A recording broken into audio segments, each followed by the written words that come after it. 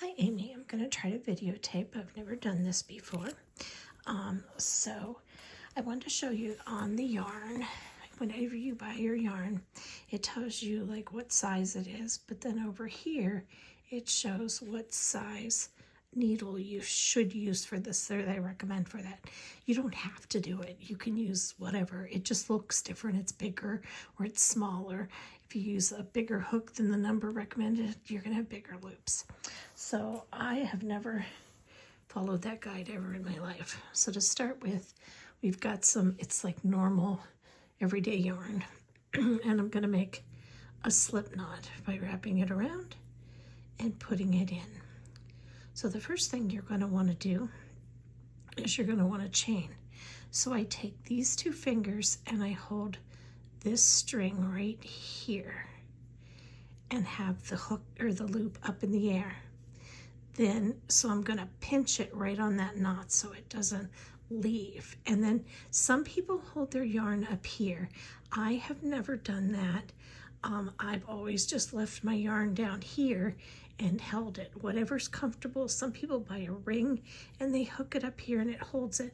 But basically you need some kind of space where you're going to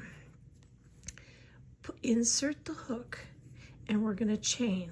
So you might have heard them say something like stab it, strangle it, I don't know what it is, but basically you're going to take your hook with this is his head, and that to me is his beak. So beak side up, and you're going to wrap it around back, and then you're going to strangle him so it's under his beak, and you're going to pull it through the loop, and that makes your first chain. And again, just your grip, and you're going to beak side up, go down under, circle him around, face the floor, and pull him on through. Every time he goes through a loop, see the way there's kind of a V there? You want his face, his beak to be down there at the bottom of the V. That's how he gets through the loop. If you try to get it in through this way, you're going to hook it. So again, we're going to go up here, strangle him, have his beak, and he pops out. And again, we're going to go under, oops, and go circle, come on through and up. So basically you just keep adjusting your grip. You always hold right underneath because you want to hold the tension. You don't want this loop to get too big. And the way to keep nice crochet, and I'm not the best at this, is to try to keep all your sizes the same, kind of like when you needle point and it comes through. Now you see there how like the yarn started to split. That's going to happen all the time. And as you're working with it, if it, like whatever way it twists, if you start seeing those, sometimes I will twist the yarn to make it a little tighter, and then I'll go ahead and do that. See the way that one's a little bit bigger, so I'm just going to let it go. We'll go like this.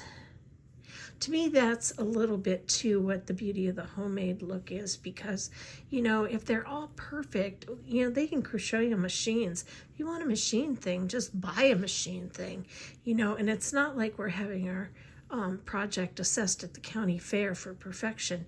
We just want it to look nice.